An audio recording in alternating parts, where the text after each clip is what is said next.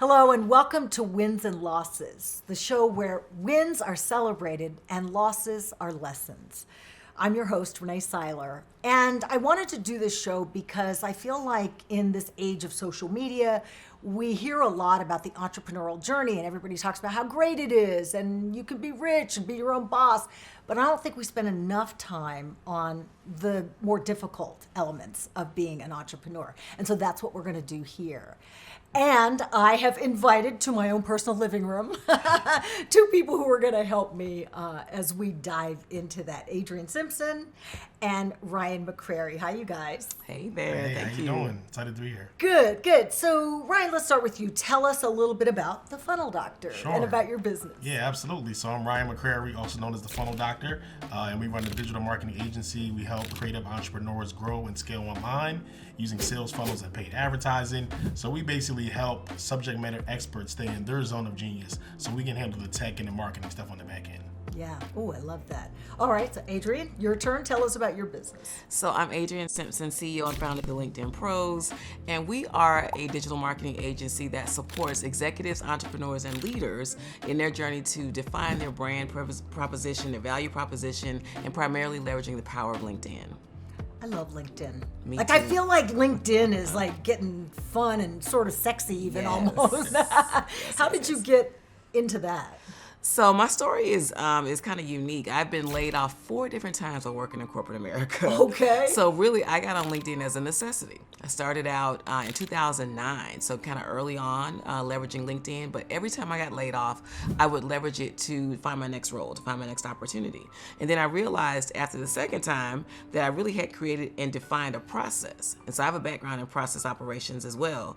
By the third time, I got more savvy, leveraged it faster to find that next best opportunity. But the last time I said, just forget this, I'm gonna start my own company. Well, it sounds like you obviously are successful at leveraging it and finding opportunities. So you thought, why am I not working for myself? Absolutely. Okay. So I started in corporate America, actually in finance. So I worked in corporate for about 4 or 5 years, and then I was exited from my corporate job, and then I just dove headfirst into entrepreneurship. So I was very naive. I didn't know anything about business, and my first business was actually around finance. So it was around financial literacy and wealth building and like courses, coaching. I actually had a book as well. And then in the midst of that, I started learning digital marketing because again, I didn't have my corporate job, so I had to learn how to make money as an entrepreneur. So that's when I dove into digital marketing and learning funnels and ads and email marketing and so forth. And I started being successful, not just for myself, I started indirectly helping other business owners with their marketing. So then about 4 years ago, I had to make a decision. Do I want to continue on the financial route or do I want to start an actual marketing agency? And it was like a fork in the road because I didn't know anything about an agency, about running a digital marketing agency, but I made a decision that that's what I wanted to do. We birthed the Funnel Doctor Agency, and it's been going great ever since. Talk to me a little bit about the fork in the road piece, because I think that a lot of people get stuck there. And I'm really fond of saying that if you don't make a decision, decisions will be made for you, and they're not going to be the ones you would have made. Exactly. So what went into, do I go right or do I go left? Yeah, because in my journey, like it's no way to build, it's very difficult to build 2 successful businesses in 2 different, parts of the spectrum. So it really came to like, what do I like to do? What is a great business opportunity and understanding like what market I really want to go into. So, and actually with somebody in the TSP community, he was like, you can't do both.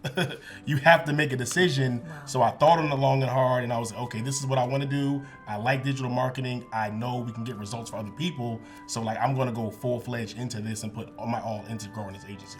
But do you have a degree in finance? No. Okay, because I thought that, well, how did you get into finance? Yeah, so my bachelor's degree is in sociology. So it's like completely different from everything that I do right now, and even in corporate.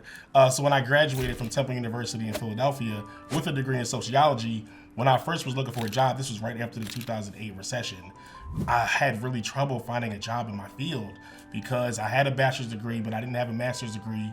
I never did any internships. So a lot of companies that I was trying to work for, you needed like an MSW or something within social work, and it was really, really difficult. So my first corporate job was actually with Prudential Financial, working with annuities and insurance products. And then I worked at a mutual fund company called Vanguard. And they didn't care what kind of degree you had, they would train you on the job. Okay. So I got my securities licenses and just learned the whole, everything in the financial world, from stocks and mutual funds and stuff like that. But I never actually had a job in my career, in my field that I went to school for. That's okay, me too. I have a degree in psychology, never used it. Adrian, what have been some wins in your career? I mean, first of all, surviving 4 layoffs from corporate America, For sure. I would definitely count as a win. What else? I say some of my biggest wins have been really the relationships I've nurtured over the years, meeting clients, meeting those folks who are in a transition place in their careers. So we help a lot of individuals who are at a fork in their road professionally. Either they're getting ready to get laid off, or they feel like they're at the top of their career and they want to pursue something else, or some folks are just like me. They're getting ready to get laid off and not really quite sure what to do. And we encounter a lot of clients who really haven't interviewed in a long time, so they're really nervous and apprehensive about what the next step will be. And so we coach our clients in how to present their value proposition in a way that's going to allow them to be successful. So some of my biggest wins have really been to take clients and to have them turn the corner and be able to position themselves for greater, be able to interview and land those jobs and roles. And so we've helped our clients to amass over $3 million in revenue and income gains over the past 4 years. First of all, LinkedIn is about relationships, and I love how this is what I keep hearing you talk about, is when you got laid off from corporate America, you used your relationships to find your next gig, and that this is what you now do with your clients. But also one of your wins was about not having to bid for jobs, right? Because that came from nurturing relationships too. Tell us about that. Absolutely. So I'm not saying that you shouldn't pitch or bid for jobs at all, but I am saying that people should lean into their relationships that they already have developed. And so I teach people business owners, to pitch from your cell phone. You already know some of the contacts for contracts that you know right now that are in your existing relationships. And so you can leverage LinkedIn to find out where they work. People will tell you, they're excited to tell you, I got a new job. LinkedIn has a graphic for you when you submit for a new role. And for some of the folks, you can follow their career along throughout all those changes and wins. And so if you look right now on LinkedIn, folks will tell you the latest job that they have. They may be working at your ideal target company, right? And so you leverage the folks right in your cell phone for that next role, that next opportunity. While we're here, though, I want to just make sure that people understand when we're talking about relationships, it's not just sell. No. Talk to us about that. It's social selling. It's not salesy, if that makes sense. It really is about providing value, sharing information with the ideal client, really sharing with them how you can help them. And so one trick that I like to tell people is when you're making a connection request on LinkedIn, don't just make it blank, right? Offer some piece of value. For those folks who are really into their zone of genius, give some tips, some ways that folks can really lean into what you know that can help them. So if you're an educator, share information about the educational system that you can help folks to move their careers along. If you're a consultant, share some tip that folks might use or leverage. If you're an accountant, share something that's going to be useful to your clients. But really give value first before you ask for something. Yeah. Gosh, that seems so basic, and It yet does, people but it's don't not. do that, right? They don't. People are salesy. Wow, they really are. Ooh, and I think it's gotten worse as social media has become more popular. Yeah. Ryan, for you, what have been some wins for you? So some of my biggest wins, one of them is like getting to my first 6 figures. So to me, that was like a big win because for a few different reasons. Number one, like I know the average African-American business only makes something like 40, 50,000 or something like that. So us even be able to surpass that is the win. And then also, a lot of people are like, well, I had a 6-figure job, now I have a 6-figure business. I never had a 6-figure job. Even on corporate, the most I made was 50, 60,000. So to actually go into entrepreneurship blind and not knowing really what I was doing, and then being able to get the 6-figure threshold, like I said, I didn't even have a 6-figure career, when I worked as an employee. So to me, that was a huge win. And another huge win was actually being able to hire people from our community and provide employment opportunities. So that was big for me. And one specifically, somebody that we had hired just from working with us, she was able to actually purchase her first home. So that was like a Wow. huge win, just to be able to, number one, like I said, provide that employment opportunity. She was able to, of course, earn income, and then that helped her actually purchase her first home, Wow. which was like huge for What's us. that feel like? It's very rewarding. Yeah, it's, outside of the money that we make and, everything like that, but it's that impact and really being able to help people, because some of our core values is actually helping people build generational wealth. And we all know real estate is a big part of building generational wealth. So the fact that we were able to help with that means a lot. Wow. Do you think, Adrian, sometimes when you're, connecting people and helping people to kind of realize their connections, and do you think about what Ryan is talking about there, about the impact that you're having on an individual's life? Oh, absolutely. So I don't even think about it in terms of the individual. Like, I am really impacting families and generational wealth, right? So I literally have clients who are on the verge of not knowing where they're going to be next in their career. I've got a client right now who is really going through some serious things with their job. They have hired an attorney, and so they're negotiating with their employer. And so, but we're working with them to help them be prepared for the next step after all the the smoke is cleared and the dust is settled. And so we know that we're impacting entire families, because when folks are out of work, then that certainly impacts their way of life. So we're helping to set them up for that. We help our clients to negotiate even their benefits packages, salaries, bonuses, etc. And so I think about it all the time. Absolutely. Wow. But we're excited about the work that we're doing. All right, so the show is called Wins and Losses. So, we got to go there. We got to talk about some of the losses. So, Ryan, let's start with you. What would you characterize as kind of a big loss, and what did you learn from it? And I don't think we have enough time to talk about losses as an entrepreneur. I think we could do the whole show. So a huge loss for me was actually getting hit with a huge IRS tax bill that I was not anticipating. So in 2022, we had a great year. We did just about $500K in revenue. And this was not an accounting issue. This was not a bookkeeper issue. This was a me issue. So wow. I was actually living above my means. So, those of us that know that run businesses, and I'm actually categorized as an S Corp. So I'm actually have myself on payroll. So when you take draws out the business that exceed your salary, you get hit with like a double tax, which I did not know.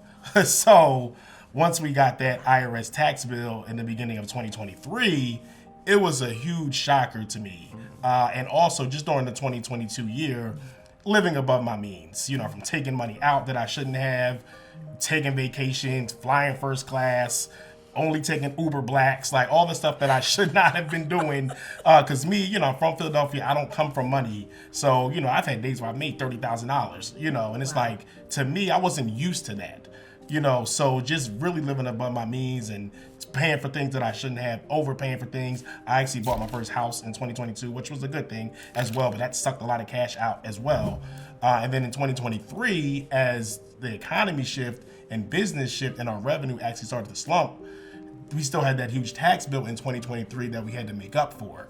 So for me, that was a huge thing. And like I said, just from a numbers perspective, when you're an S Corp, if you take more money out of your draws than your salary, it's like an extra tax that a lot of people aren't aware of. Wow. What about you, Adrian? What was... Oh, man. One really big loss that comes to mind is really around hiring.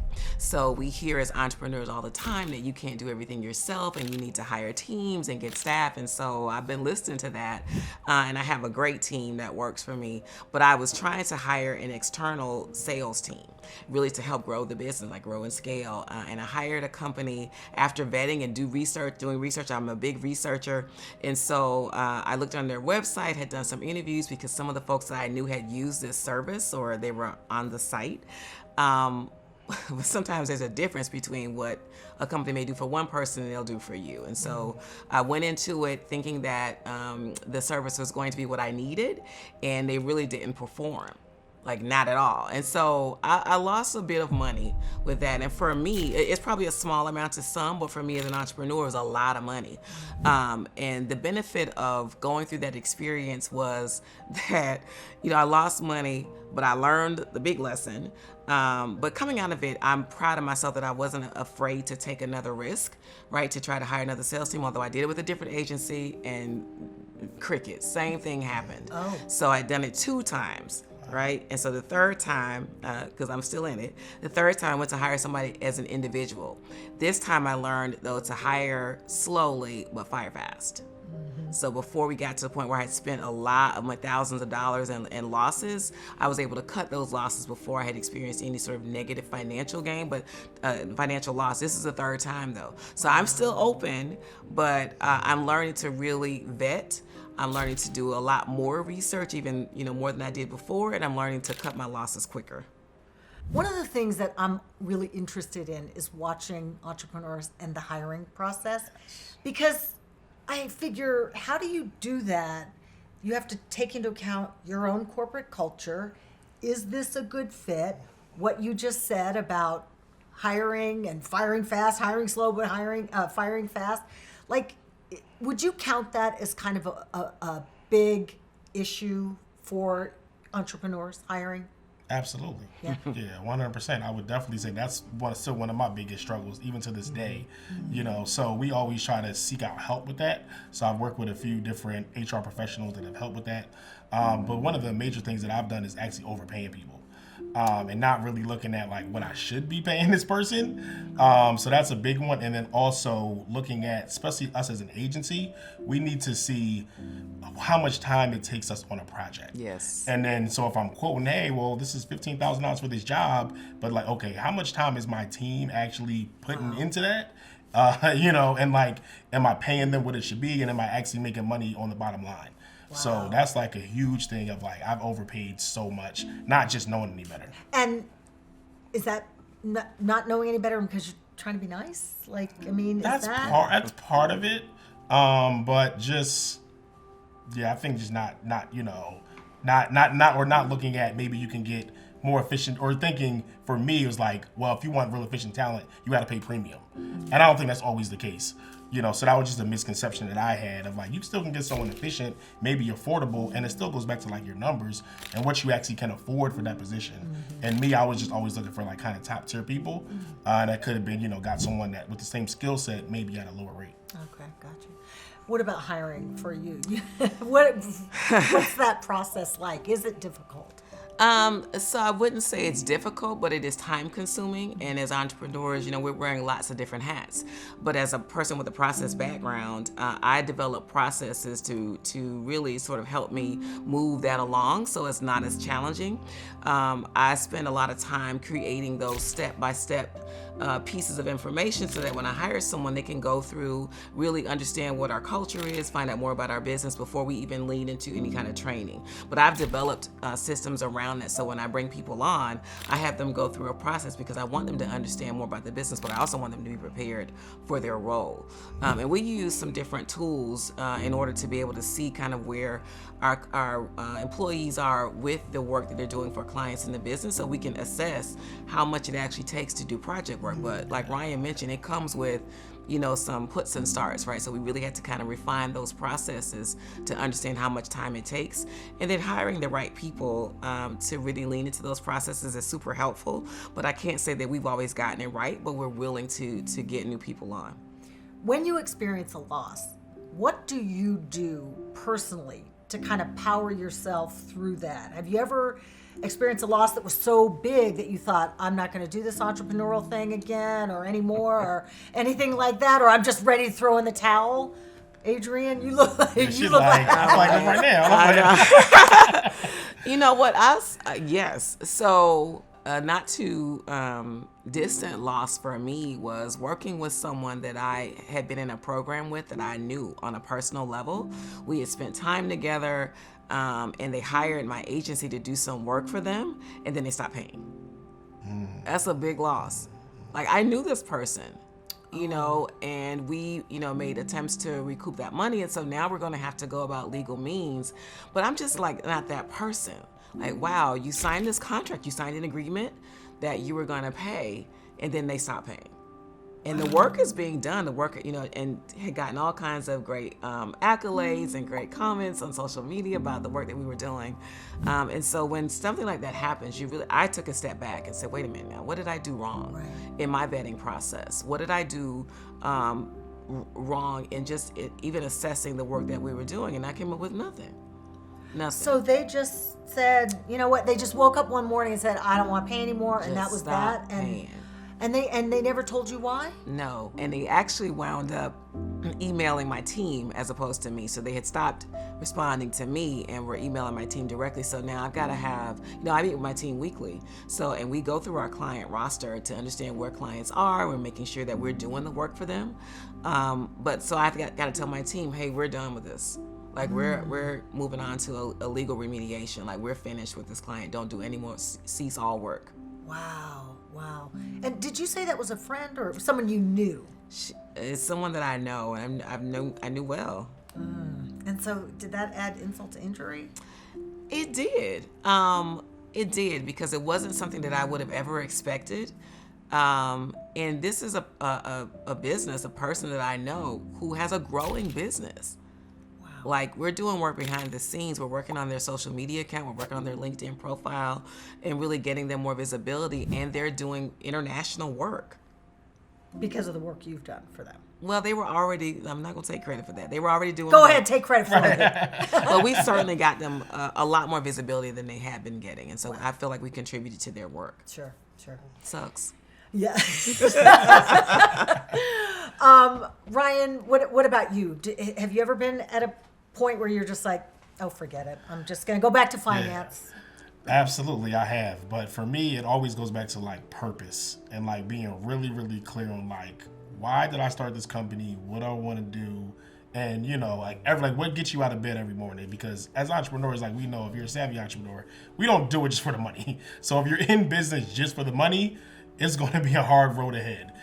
So even in 2023 was like a really rough year, you know, financially. We just seen like a revenue downturn from like the economy shifting, and just things were just different. So again, I just had to really, really get back to the purpose. Another thing is like the TSP community, being able to leverage that has been a real big part of it, of like being able to bounce ideas with other people, just to connect with other entrepreneurs and other like-minded individuals. That has been honestly like a saving grace as well. But again, for me, it just comes back to purpose and like just taking a step back.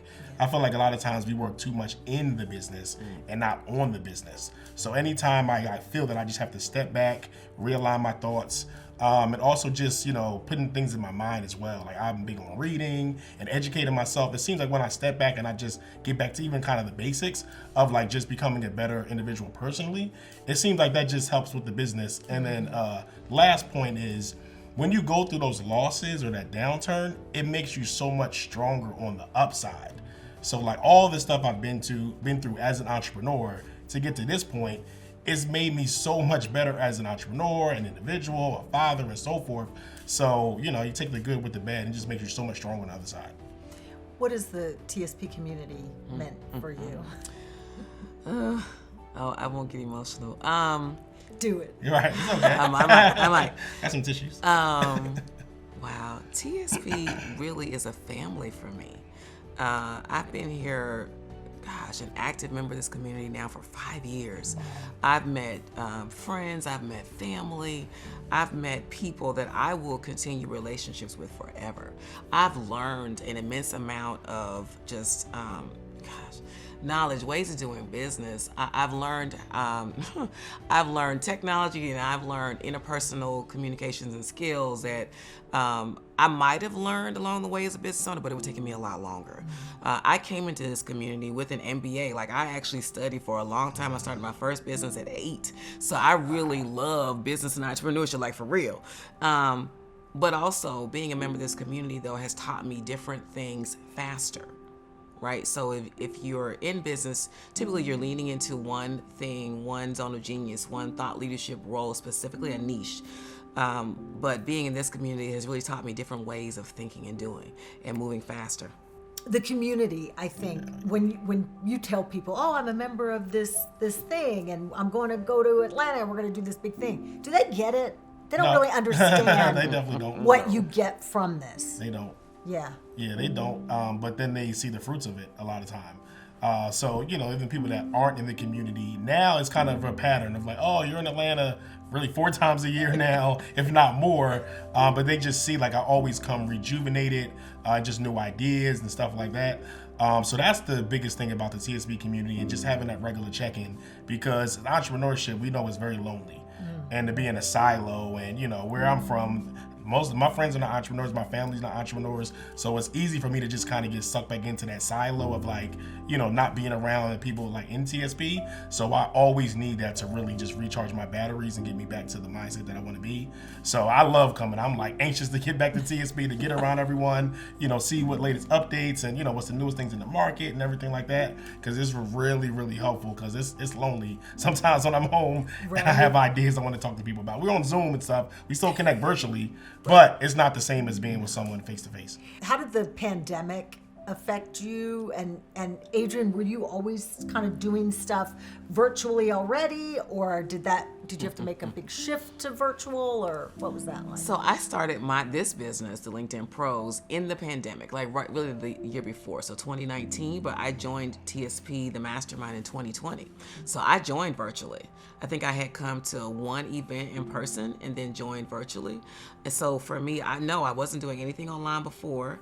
I was learning and reading stuff on social media, but not really leaning into how I could promote my business in this way. So I learned all of that from being in TSP. So I grew my business virtually, being in TSP, and then learning the different ways that I could grow and scale and expand as an entrepreneur here.